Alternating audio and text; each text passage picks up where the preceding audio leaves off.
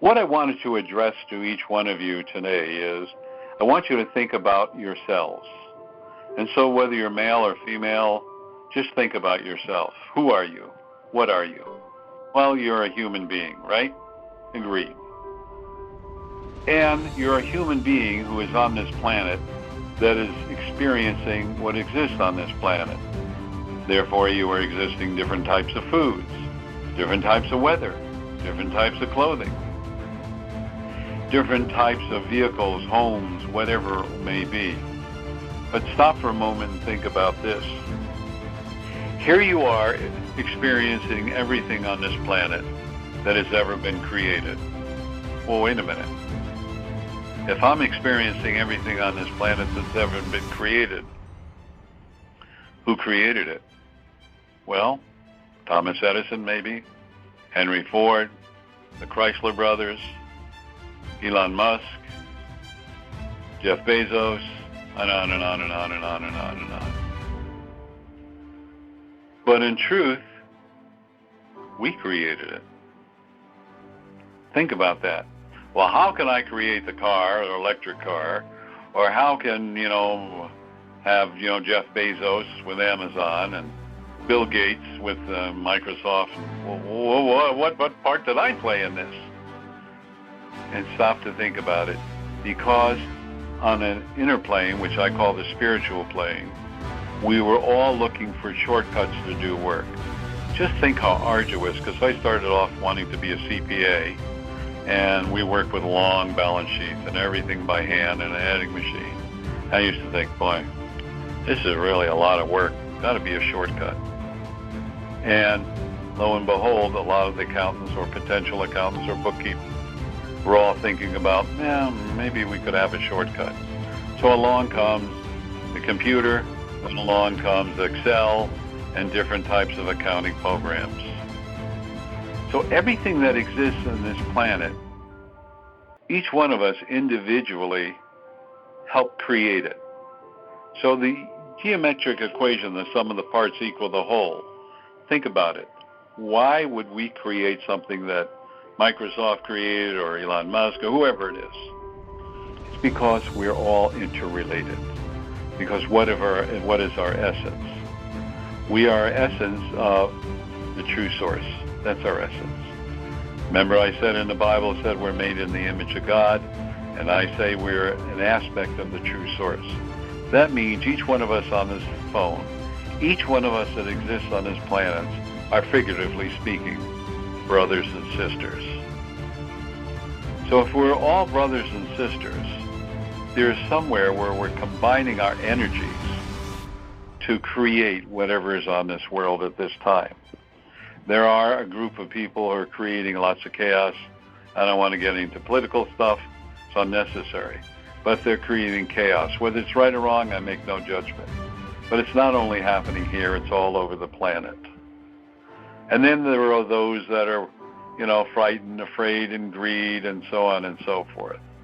And now we're listening to women who are now coming, figuratively speaking, out of their caves and are demanding equal rights, which is justifiable. You betcha. Because they should have equal rights. But stop for a minute. If we're all related to each other, then in this embodiment, I'm a male, I'll use Kelly, you're a female, but our energy, our essence, we're all the same. Because outside of the physical body, we're all a vibration, frequency, and energy. And we harmonize according to each vibration, frequency, and energy. So if you're happy or you're joyous, you're going to harmonize with that. If you're angry, upset, you're going to harmonize with that. Look at all the illnesses that's around on this planet. And look at all the fear that's created. I've met people who say, I got the big C word. Oh my gosh, I'm going to die, they go. And it's like, why are you believing this? This is becoming for you a self-fulfilling prophecy. What is happening in our world that we are a part of that we want to change? I talk to all of you who I have the honor and privilege of coaching, and even all of you that I don't, and I have mentioned that we are the solution. Well, just remember, each one of you are the solution. to change this planet, which is my personal mission and goal, to change our consciousness into one of love, one of joy, one of happiness. You know, has any of you ever, made something? I don't care whether it's a dress, or it's you repaired a hose, or you did a little carpentry, or you waxed your car. I mean, has any of you ever done that? And you step back and go, hey, this is pretty neat. I did this. That's what you're thinking. And you're really happy. And what if each one of us sat down and say, I can work and change this consciousness on this planet. I don't have to be materialistic. I don't have to believe in sickness or illness or being poor. I don't have to believe in any of this. And if you want to stop to think, if we change our thinking, then everything on this planet will change. So it is our responsibility to change. You know, it said somewhere in the Bible that man has dominion over all things. Wow, that's pretty heavy, isn't it? Mankind, and I'm talking male and female, not the gender, has dominion over all things. Well, if that's true, then what has mankind, humankind, created? And how can you be the solution? The purpose of these calls is to awaken you. The purpose of these calls is to realize that you are unlimited. The purpose of these calls are to empower you to change your life. And there's nobody that can do it for you. I meet so many people that go, yes, but, yes, but, yes, but. Oh, I'm so sick of hearing that. I've been doing this so long, yes, but, yes, but. Or they don't want to hear about making a change. Or they want attraction by being, I'm a victim, I'm a victim, I'm a victim. There are no victims. So start with that premise. There are no victims.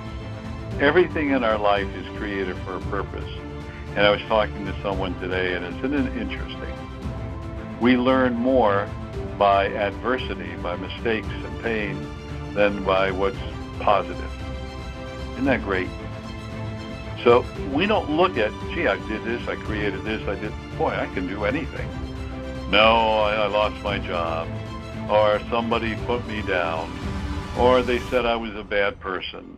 Or on and on and on and on and on.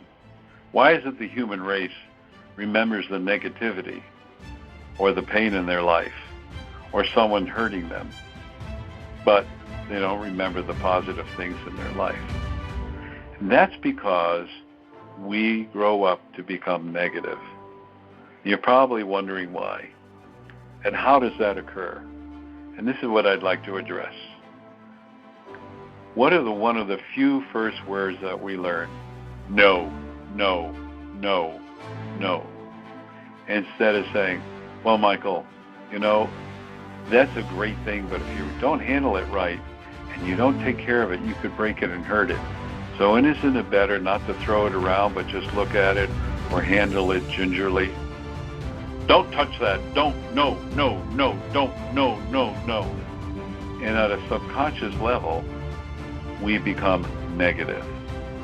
We don't become very encouraging. And it's not something we intend to do, but that's the way society is. And one of the things, bless my son, I watch him with his children, and very seldom will he ever say no. He'll give an explanation. Well, if you do this, you're going to break it. However, don't you think it would be the best way to handle it this way, or something along those lines? Obviously, I'm prejudiced, I'm proud of him, but I watch how he handles things. It's really beautiful. And we are a product of our parents and our education. So if we grew up with our parents saying no, no, no, what are we going to teach? No, no, no, no, until the light bulb hits us. Or the teachers, what do they teach us? No, no, no, no, no, no, no. It's up to us to strive to find joy and happiness in our lives. So, maybe to someone, having joy going out to dinner is a prime rib dinner. Maybe to someone else, it's a vegetarian dinner. Maybe to someone else, it's a vegan dinner. So who's right? All three. There's no right or wrong. It only is what pleases you. but it doesn't give you license to turn around and judge everyone. But we do judge, don't we? It's like, this was a good dinner, or it's a terrible dinner. This is a great car, it's a lousy car. This is a beautiful suit, or this is a beautiful dress, it's a terrible dress. So we're always judging. Well, what if we turn around our words and said, well, that's a wonderful meal. The other meal I had was good, but I preferred the other one. You're still judging, but it's minimal energy, because you're complimenting on it. I remember one time we went to dinner at one of my favorite Mexican restaurants. One person, oh, it's terrible. 17 said, wow, best food I ever had. So who's right? All 18. Whatever the one that poo-pooed it, whatever their expectations are, it didn't meet their expectations. The other 17 had no expectations and said, well, we'll see what it tastes like. Wow, this is really good. So what does that say to us about human beings? It says to us that as we judge, and an expectation is a form of judgment, that if we judge and we set up rules and regulations, and it doesn't set up to our rules, in other words, the meal isn't what they expect or we expect, then it's terrible. Isn't that interesting? Many souls can't taste things for what they are. And my son, salmon is very big out here in the Pacific Northwest. And he gave me a recipe for making gravelly lox. And that's a salmon that's sugar and salt cured, more sugar than salt. Then there's traditional lox, which is slightly smoked, more salty and less sugar. Although sometimes they don't add as much salt, so you don't taste it. Making a long story short, a friend of mine coming over, well, it's, I can't get my head around it because I'm only used to smoked lox, and I just can't see if that's good, so I don't like it. Okay, that's his expectation. Now I go to another party, and there are a whole bunch of Norwegian people there. And I make this huge gravel lox because it comes from Scandinavian countries. That's the recipe. People freaked out. They couldn't get enough of it. What does that tell you? It tells it whatever they were used to, or they were open to something wonderful, they enjoyed it. My friend, he only thought it could be only one way, my way or the highway, and that's it. So who's experiencing life? And that's what we need to look about. Well, who is experiencing life? Those who set up judgments, and that's the only way it can be, my way or the highway, are those that say, I want to experience life. I want to test and see what everything is like. Not only food, but in living and joyous and being happy, clothing, whatever you so desire. What is so amazing is that the Native Americans were very confused when the early settlers came here because they wanted to own the land. And they laughed. How can you own something that was already here? It's impossible. You can't own this. It was here before you. So, when they gave him wampum, they gave him $24 worth of beads or something for Manhattan. And the Native Americans kind of laughed and said, it's not worth anything, but it's all right, we'll take it. You guys don't get it. It was here before. But one of the things I love about the Native Americans is that they say when you use a piece of land, use it any way you so desire, but respect it. Then when you leave, put it back the way you found it. And that's something we don't really do. And that's why, if we look around our planet, everybody is into possession and greed, but they're not into life and into enjoying life. And what if I went up to someone and said, oh my gosh, look at the beautiful house you created. Well, maybe it's 400 square feet, one bedroom and one bathroom, but to that person it's a palace. And you tell them, wow, what a great place you've created. They're going to beam and feel happy. In the same way with someone that has 15,000 square feet. The point I'm making about all this is that we have the freedom to manifest, to create whatever we so believe. And that's so important. So what do you believe about yourself? That's the thought tonight. What do you believe you are? Who do you believe you are? And what do you believe you're capable of? Pretty interesting thought, isn't it? Years ago, I was in the nursing home business, and some of the patients developed Alzheimer's. And everybody felt sad, and so did I. And I began to look at them. And as they entered into the first stages, not the beginning, but let's call it the second stage, they were the happiest people going. They were laughing. Yeah, they didn't remember things. They were having fun. They laughed at the TV. They laughed at everything. They weren't frustrated. I went, you know what? They're living in the moment. My goodness. They don't have these preconceived inhibitions and blocks. They're really having a better time, even though they have Alzheimer's, than the rest of us, because we're so worried about so many things. So we don't realize the blessings that we have.